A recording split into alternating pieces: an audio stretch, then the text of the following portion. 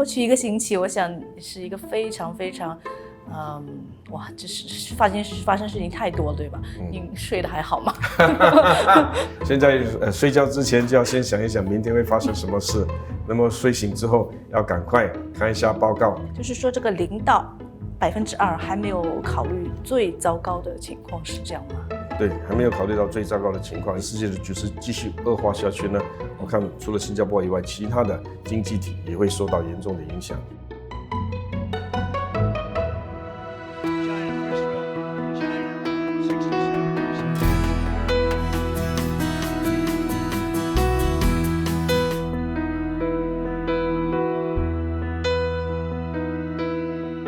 其实上个礼拜开始准备问题，到现在这个局势变了好多次，所以问题我看我上个星期写的一些问题，好像已经不太合适了。我上个星期准备的答案也不太合适了。贸公布呢是已经把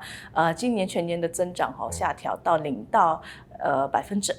我刚看到这个数字的时候，我想还好啊，是0到2，没有到低于0啊。所以是不是我们大家可以松一口气的感觉呢？我想还不到松口气的这个时候，最重要的因为是整个国际的局势还在变化当中，可以说是瞬息万变，所以我们还是需要非常仔细的去观察整个世界的动态。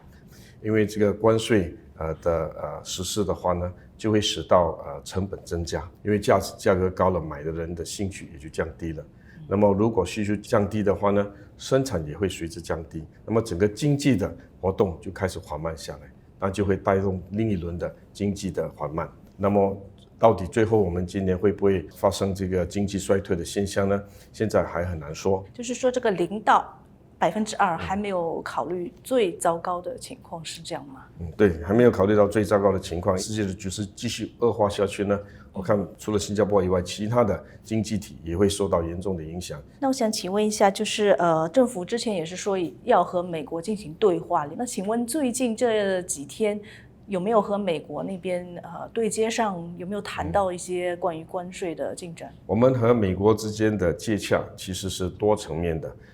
不只是在部长级的交流，我们也在官员方面，甚至在企业方面，我们也鼓励我们的企业跟美国的管理当局有这个交流，能够进一步的了解他们的信息，讨论他们所关心的一些课题，看看我们有哪一方面能够解决他们的顾虑。过去1个星期，我想是一个非常哇，这是发生事情太多了，对吧？你睡得还好吗？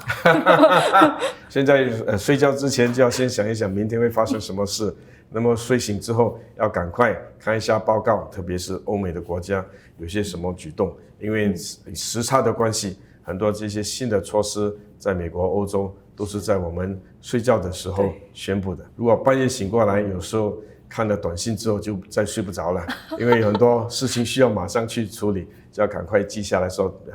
以后等到太阳出来了要做些什么事情，要实行一些什么的反应，这些都需要及时的来回应。有一个例子嘛，就是马上你看了那个晚上你就睡不着了，是什么信息？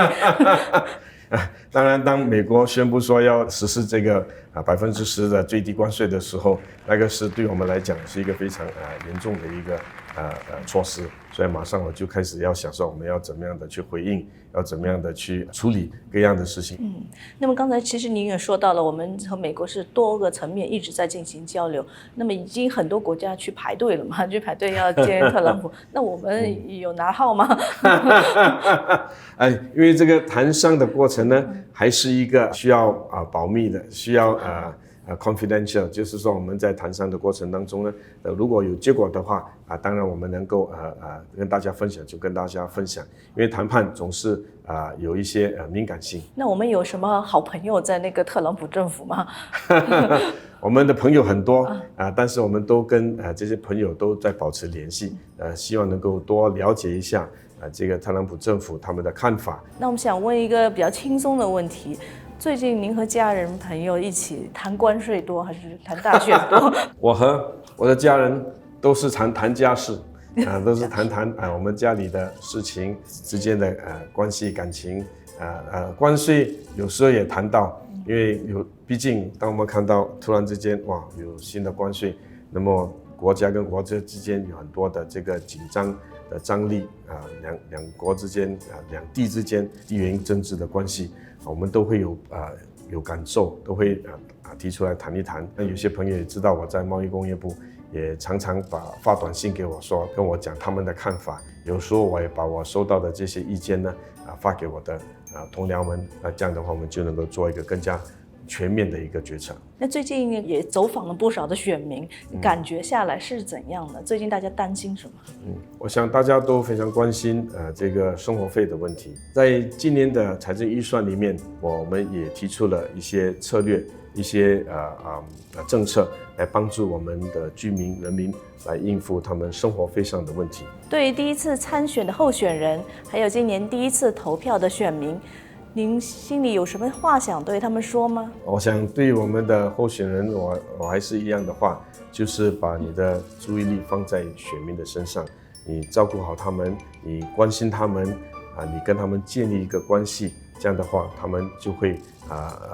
支持你。那么对第一次投选的呢，这一次的选举是非常重要的一个选举，因为这是关系到我们整个新加坡的未来。因为我们现在是处在一个动荡不安的一个环境里面，世界的变化是瞬息万变，最重要的新加坡要保持稳定，要保持正确的方向，因为在未来的日子里面，可能有很多非常艰苦的日子，也很多政策可能非常困难，我们需要大家同心协力，上下齐心，这样我们就能够同舟共济。好的，谢谢您。谢谢。